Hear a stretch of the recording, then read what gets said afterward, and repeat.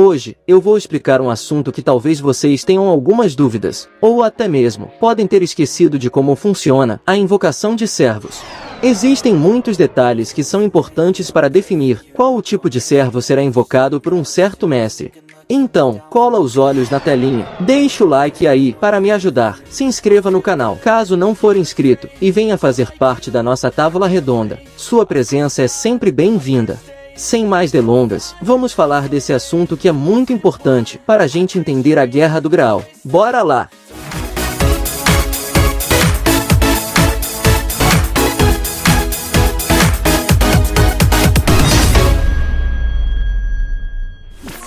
Provavelmente, a maioria aqui deve saber que os servos são entidades materializadas em um corpo feito de mana. Ou no caso do Muncel, eles são feitos de dados Spiritrons. Mas o que poucas pessoas se lembram, ou até mesmo sabem, é que o sistema de invocação de servos requer algumas circunstâncias que são cruciais para determinar qual o tipo de servo será invocado por um determinado tipo de mestre. Pois é, por um determinado tipo de mestre. O sistema de invocação de servos não é um ritual que se usa apenas um catalisador e mentaliza qual servo você quer e pronto, desejo realizado. Eu sinto muito ter que dizer isso nesse vídeo para aqueles que certamente gostariam de invocar uma Morgana, ou quem sabe, uma Jalter da vida. O sistema de invocação de servos não funciona com base no que você deseja ou gostaria de invocar, seja servos ou até mesmo classes. E nesse vídeo eu vou explicar isso para vocês. Mas antes de tudo, vamos falar primeiro da invocação em si, para vocês entenderem bem essa questão. Bom, como vocês sabem, os servos são invocados do trono dos heróis, usando os espíritos heróicos verdadeiros, registrados nele. E no Nasoverse, existem 3 tipos de invocações diferentes, no método de rituais. Este primeiro modelo é o verdadeiro ritual, e só pode ser realizado pelo próprio planeta, a Counterforce. Esse tipo de invocação é chamada de verdadeira, porque ela traz os verdadeiros espíritos heróicos do trono, e os materializam como servos. E é por isso que os servos invocados por esse ritual são chamados de grandes servos, pois tais existências ganham mais qualidade em seus centigrafes.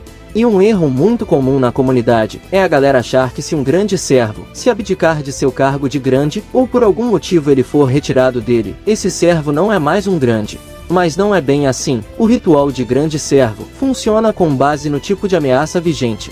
Ou seja, o planeta vai se basear na compatibilidade da ameaça em questão e invocar um servo que seja compatível com essa ameaça. Por exemplo, o Hassan até pode falar que não é mais o grande e não querer esse cargo. No entanto, se alguma ameaça que exija as habilidades do Hassan apareça, o planeta poderá forçar a invocação do Hassan como grande novamente. E não há nada que o Hassan possa fazer para negar isso. E essa é uma das razões pela qual o Emiya passou a odiar a Counterforce, pois ela de fato obriga os servos a fazerem o que ela quer que eles façam, mesmo contra a vontade deles. Por isso eu sempre digo, uma vez grande, sempre grande. Ai, que delícia! Dito isso, guardem bem essa palavra, compatibilidade. O Nasoverse trabalha muito com isso, e vocês vão entender essa questão muito bem nesse vídeo. Porque é exatamente a compatibilidade que irá determinar qual o tipo de servo será invocado por um determinado mestre. Agora temos o ritual do Santo Graal. Como já diz o nome, esse ritual é realizado pela autorização do Santo Graal, que libera o feitiço para que os humanos possam invocar os servos. Esse ritual, realizado pelo Graal, é um plágio do grande ritual, e portanto, os servos invocados pelos mestres, nada mais são que cópias degradadas dos espíritos heróicos. Eles são mencionados como familiares baratos, que só conseguem se manter no mundo enquanto tiverem contrato com o mestre. No caso, se o servo for derrotado, suas emanações retornarão ao trono dos heróis, com todas as informações adquiridas da era e da guerra na qual foi invocado. Quando realizado o ritual, o mestre em questão receberá 3 selos de comando, o que serve como prova para o seu servo e para seus inimigos que ele é um mestre. E a maior importância do selo de comando é evitar que o servo se rebele contra o seu mestre, pois mesmo sendo cópias, servos são seres incontroláveis pelos humanos, e os selos de comando são para manter a segurança do mestre. Pois nem todos os servos são bons, como a Artúria, o Karna, e alguns outros. Existem alguns espíritos heróicos rebeldes como Gilgamesh, ou até aqueles meio malucos, que podem até mesmo matar o próprio mestre. Mas enfim, E agora vai entrar a parte triste do assunto, pois no sistema de invocação do Santo Graal, é necessário duas coisas para invocar um servo. O primeiro deles é o catalisador. O catalisador pode ser qualquer objeto que esteja intimamente ligado à lenda de um determinado herói. Por exemplo, para invocar o Rei Arthur, o meu herói favorito, eu precisaria da bainha Avalon, ou de um pedaço da Távola Redonda. Mas não é só isso, infelizmente. O segundo quesito é o alinhamento. O alinhamento, a gente também pode chamar de compatibilidade. E é isso aqui que é o fator complicado, e vocês vão entender agora. Pois existem catalisadores, que estão ligados apenas a um único herói. Nesse caso em específico, quando o mestre realizar o ritual de invocação, o herói ligado a este catalisador será invocado com 100% de certeza, independentemente do alinhamento do mestre. Nós podemos pegar como exemplo a invocação do Emiya que foi feita pela Rin. Embora a Rin acreditasse que ela falhou em invocar um servo Saber, na verdade, foi o catalisador que ela usou que acabou criando uma conexão com o Archer, o Shirou no futuro. Ou seja, não é que ela falhou, é que o fato de ter segurado o pingente que ela deu para o Shirou criou a conexão entre ela e o Archer. Deste modo, nenhum outro servo poderia ter sido invocado no lugar dele, mesmo que o Archer seja diferente da Rin em termos de alinhamento. Entenderam até aqui? Já no caso do Shiro, o catalisador usado foi a Avalon dentro dele, que criou uma conexão com a Artúria. Porém, mitologicamente falando, a bainha Avalon é um objeto que não está ligado apenas ao Rei Arthur. E é aí que entra a questão do tal alinhamento. Se eu perguntasse para vocês, qual o servo vocês gostariam de invocar numa Guerra do Graal, quem vocês responderiam? Vamos supor que vocês me respondam a Morgana. Vamos usar ela, porque ela ficou bastante famosinha na franquia. Só que antes de invocá-la, uma outra pergunta. Qual é a personalidade e os ideais que vocês carregam? É exatamente isso que é chamado de alinhamento, e também é por causa disso que o Shiro Emiya invocou a Artúria no lugar de qualquer outro servo. Pois mitologicamente falando, não sei no Nasoverse, não é confirmado, mas a bainha Avalon está ligada tanto ao Rei Arthur, quanto à Fada Morgana, à Fada Viviane, e também ao Mago Merlin. Ou seja, o Shiro Emiya usou um catalisador ligado a vários servos, mas o servo invocado foi a Artúria, pois ela tem os ideais, e a personalidade, que mais se alinham aos ideais, e a personalidade do Shiro Emiya. Os dois possuem o mesmo senso de justiça, de sacrifício e de honra na batalha, e bondade para com seus companheiros. Em outras palavras, quando um catalisador com múltiplos heróis ligados a ele for usado em um ritual, o Graal irá trazer o servo que é mais adequado às características do mestre em questão. Em outras palavras, usando o Avalon, seria impossível o Shiro invocar uma serva como a Morgana, pois ela é completamente o oposto de seus ideais e personalidade. Seria mais fácil ele invocar o lado positivo da Morgana, que no caso é Viviane. Seria muito mais fácil ele invocar até mesmo um dos magos Merlin do que a Morgana.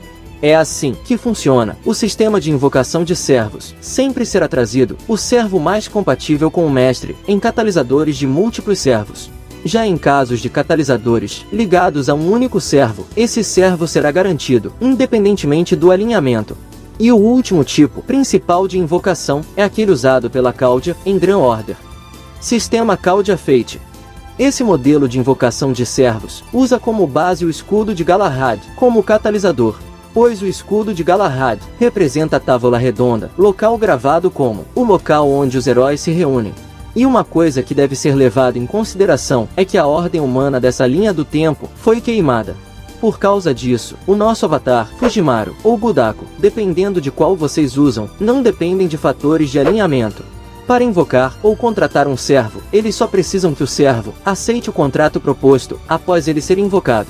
É exatamente a falta de ordem humana que também permite invocar seres que não seriam possíveis na história adequada, como espíritos divinos e até verdadeiros ancestrais, embora alguns destes usem corpos humanos como recipientes. Essa possibilidade foi aberta exatamente para que a Cláudia possa ter maiores chances de restaurar a ordem. Os servos que são invocados por este sistema Fate recebem energia mágica adicional, além do que eles são normalmente capazes de armazenar. Deste modo, mesmo que os servos se afastem de seu mestre para longas distâncias, eles ainda assim poderão se materializar normalmente. Além disso, o sistema fornece todas as necessidades de energia mágica aos servos contratantes, enquanto eles estiverem aos arredores da Cláudia. Isso permite que eles permaneçam materializados por um período de tempo ilimitado, sem gastar a energia do seu mestre contratante. Por isso, os servos que estão ajudando a Cláudia, como Da Vinci e Sherlock Holmes, conseguem se manter materializados. Dentro do sistema da Cláudia, há inclusive um sistema de dados, onde vários espíritos heróicos estão registrados, vários deles que já ajudaram Fujimaru alguma vez. E é dito que quando derrotados em batalhas, os servos registrados na Cláudia não retornam para o trono dos heróis, mas sim para este sistema, onde suas origens espirituais são reconstruídas. Além disso, diferente dos servos invocados pelo Graal, servos invocados usando o sistema de registro da Cláudia, na maioria dos casos, não são capazes de reter memórias de invocações anteriores. São raros os casos de servos tendo memórias de singularidades e até mesmo de guerras anteriores. A razão desse fenômeno ainda é desconhecida pela Cláudia, mas presume-se que possa estar relacionado à instabilidade do Centigraph. Em outras palavras, quando Fujimaru invocar um servo que já foi invocado alguma vez, será como se esse servo estivesse sendo invocado pela primeira vez. E isso é tudo o que vocês precisam saber sobre as 3 invocações principais, executadas nos principais universos de Fate. Espero ter sido o mais claro possível na explicação, mas caso tenham dúvidas, deixe na área dos comentários, que eu estarei respondendo a todos. Aproveito o ensejo e agradeço a todos que têm deixado sugestões de vídeo sobre a obra no geral. Vocês têm me ajudado bastante com o like e os comentários. Valeu pelo carinho dos fiéis inscritos da nossa Távola Redonda.